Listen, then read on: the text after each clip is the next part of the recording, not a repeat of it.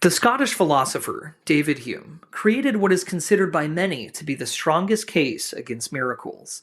Hume thought so highly of his own argument that he wrote, "I flatter myself that I've discovered an argument which will be an everlasting check to all kinds of superstitious delusion, and consequently will be useful as long as the world endures." Let's take a look at his section of his famous work, An Enquiry Concerning Human Understanding, where Hume writes, "A miracle is a violation of the laws of nature, and as a firm and unalterable experience has established these laws, the proof against a miracle, from the very nature of the fact, is as entire as any argument from experience can possibly be imagined. It is no miracle that a man, seemingly in good health, should die on a sudden, because such a kind of death, though more unusual than any other, has yet been frequently observed to happen. But it is a miracle that a dead man should come to life, because that has never been observed in any age or country. There must therefore be a uniform experience against every miraculous event. Otherwise, the event would not merit that appellation.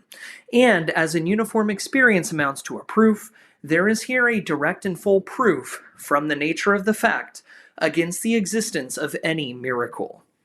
Now, there are two basic interpretations of Hume's argument, one known as the hard interpretation, the other known as the soft interpretation. Let's evaluate the logic of each version of the argument. The hard interpretation understands Hume's argument to claim that miracles are impossible.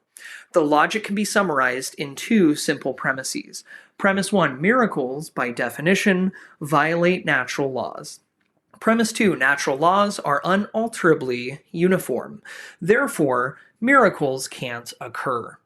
Many philosophers have pointed out that this form of the argument is simply begging the question, also known as circular reasoning. The argument simply defines miracles as impossible and then concludes that miracles can't occur. There are additional problems with this version, but since the hard interpretation is widely rejected, let's take a look at the second interpretation of Hume's argument, which is more difficult to refute. The soft interpretation is that Hume isn't arguing for the impossibility of miracles, but of their incredibility.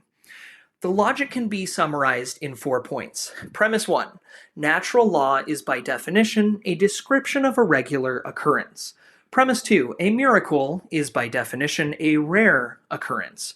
Premise 3, the evidence for the regular is always greater than that for the rare. Premise 4, wise persons always base their belief on the greater evidence.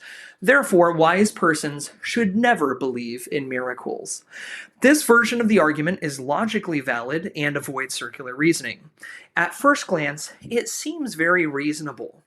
Remember that for an argument to be sound, every premise must be true. Unfortunately for David Hume, the third premise is false, because the evidence for the regular is not always greater than the evidence for the rare. In fact, there are many rare occurrences that have strong evidence. Consider first that all of history is filled with rare, one-time-only events. The Battle of Gettysburg was a rare event, yet the evidence that it occurred is overwhelming. Another example that is believed by both Christians and atheists alike is that the universe had a beginning. That was a rare event, yet the evidence from both philosophy and science show it to be true. The origin of life was a rare event, no matter your belief system. When we closely examine the logic of Hume's argument, we see that it falls apart on premise 3.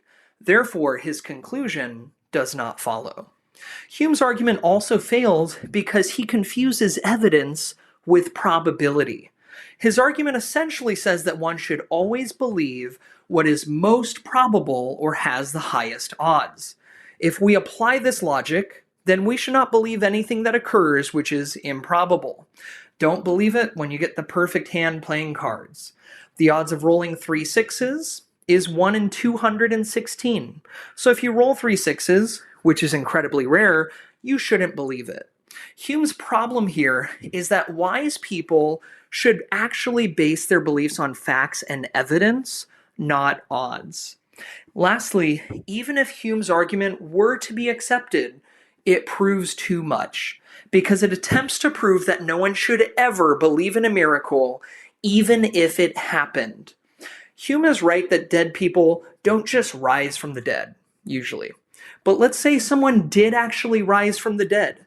Based on Hume's logic, you should not believe it, even if it did really happen.